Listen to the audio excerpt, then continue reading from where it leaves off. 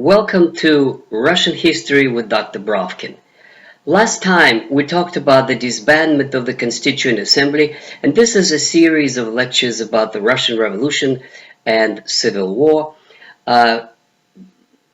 We talked about why the Bolsheviks disbanded Constituent Assembly, what it represented in terms of development of Russian politics.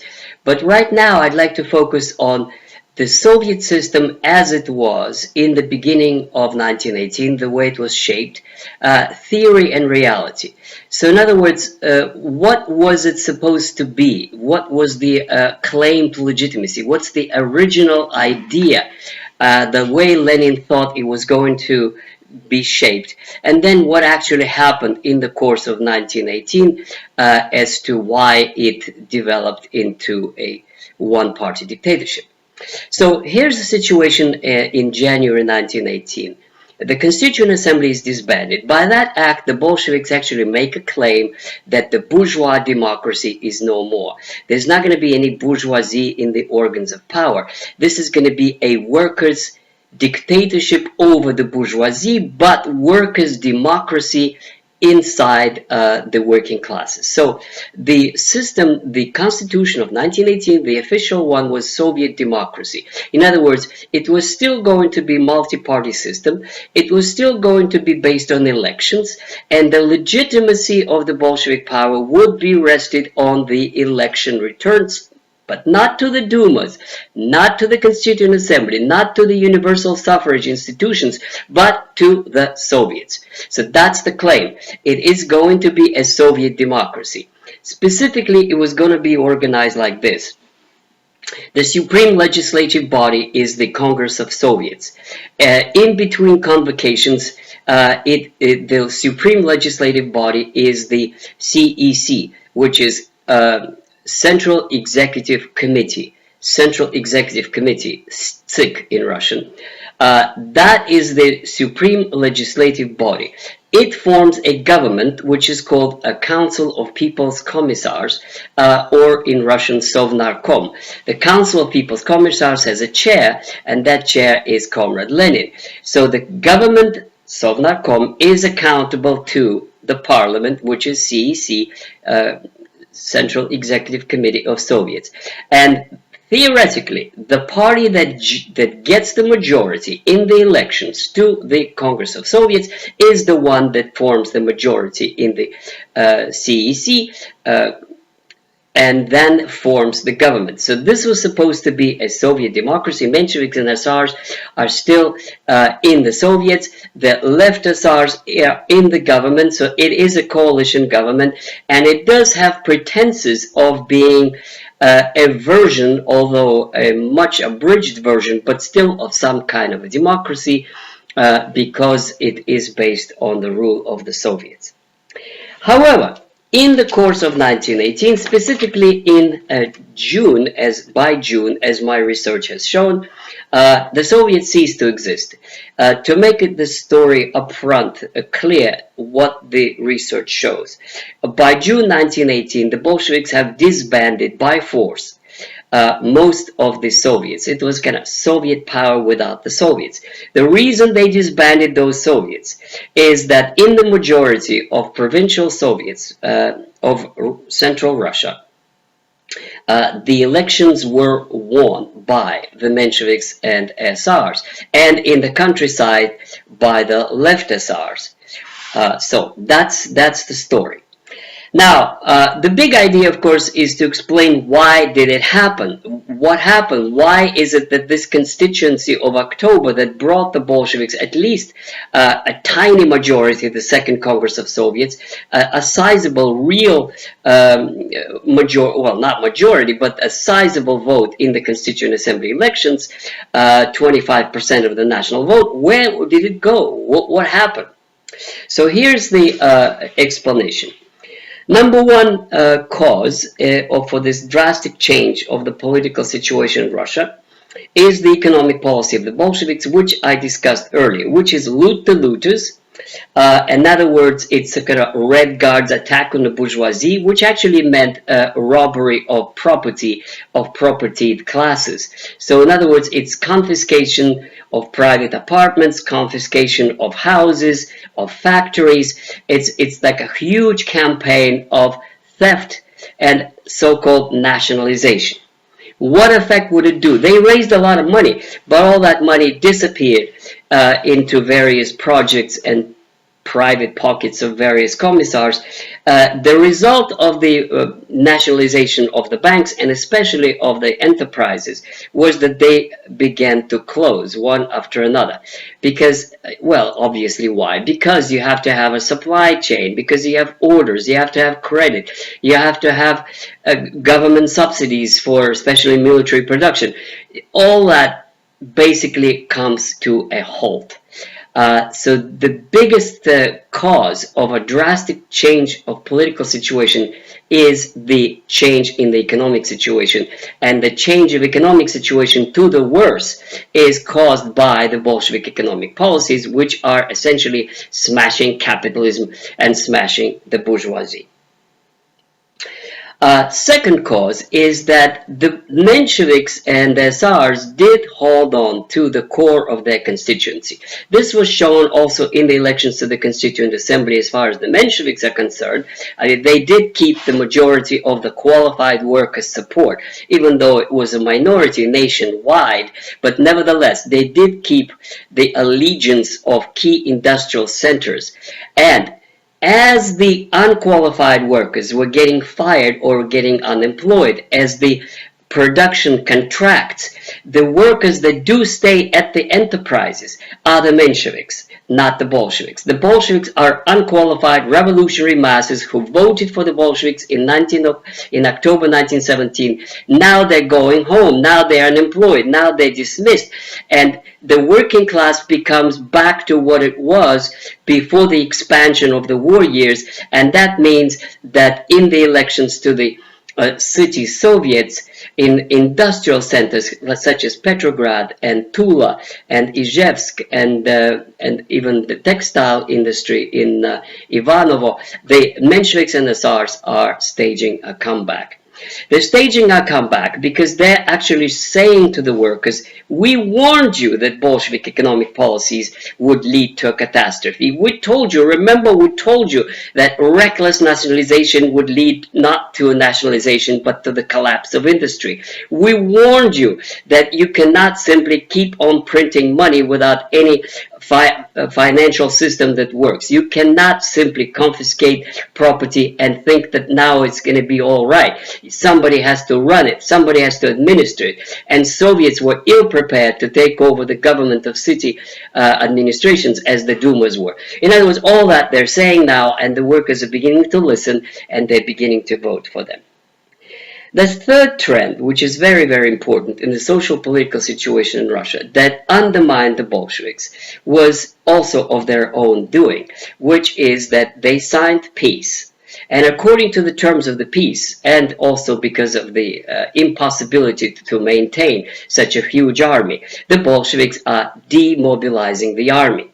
Now, the army was the one that gave them 90% of the vote of the army. The 90% of the vote was that brought them 25% at the elections to the Constituent Assembly. Now, that vote is beginning to disintegrate, dissipate.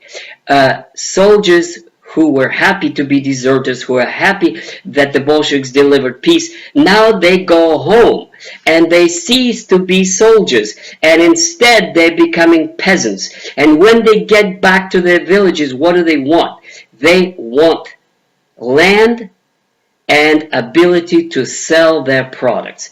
Now, in the Bolshevik political vocabulary, they turn from the revolutionary soldiers to petty bourgeois elements in the countryside. If you want to own land, and if you want to produce and sell, from the Bolshevik political vocabulary, you become a petty bourgeoisie. Now, in real terms, they become peasants who have economic interests that have nothing to do with the Bolshevik political agenda. That is the point of crucial importance, which means that in the countryside, the SRs are staging a comeback, and also the left SRs, being a government party, they're doing very well. They have means, they have newspapers, they have money, they can spread their word, and they're showing tremendous gains in the village Soviets in 1918, as much as the Mensheviks and SRs in the city Soviets. So the disappearance of the army is the third major reason why political comeback of the Mensheviks SRs is taking place. Now, let me just show you a couple of examples of what actually is going on. And if we look at the places like Tula or Yaroslavl, very, very important industrial centers, or Kostroma, or Ivanova, I go in my book in detail day-to-day politics of these cities, but here I would just briefly say the scenario is like this. The Mensheviks and SR stage rallies and publish newspapers and criticize the Bolsheviks inside the Soviets, that their economic policies have led to disaster, that you have to have normal economic exchange because the countryside to forestall famine, that you have to walk out of the Brest-Litovsk peace treaty, you have to create a new army and defend Mother Russia from the onslaught of the German hordes, etc., etc., etc. So that's their political position. They do win majorities in Tula and in Yaroslavl and in Kostroma and in Izhevsk and in many other cities, and the result usually is that they are banned or disbanded, or as in Tula, a commissar comes to the meeting of the newly elected Soviet, and the newly elected chairman, the Menshevik, asks him, "Where is your mandate? Why are you here?" And the guy shows the gun and says, "This is my mandate." Now that goes on all the time in the same scenario. The newspapers is the leaders are arrested, the newspapers is shut, and usually shut by some vandalism. Some bandits rush into it and just smash the printing press and do as much physical damage as possible. In other words, the Bolsheviks refuse to abandon the Central Executive Committee and the local executive committees of Soviets, even though they lost elections, even though by constitution they are supposed to. It's a very, very important point. Now, we know now from later examples, like in Italy, you could have a capitalist government, but you could have local communists in power in various cities. The Bolsheviks refused to allow even that. They refused to allow, in a few cities, legitimately elected Soviets by their own electoral rules. After the disbandment of the bourgeois elements in the Dumas and Constituent Assembly, they lost even by their own rules in the Soviets. And they still refuse to acknowledge their defeat, and they use violence to disband, harass, arrest, and otherwise intimidate their political opponents. Now, the causes of that are, let me explain one more time, their own economic policies.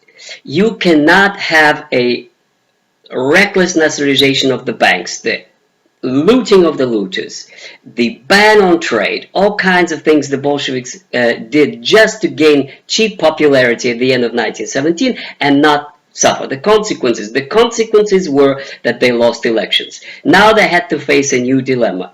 Do they live up to the standards, their own standards that they had proclaimed of Soviet democracy?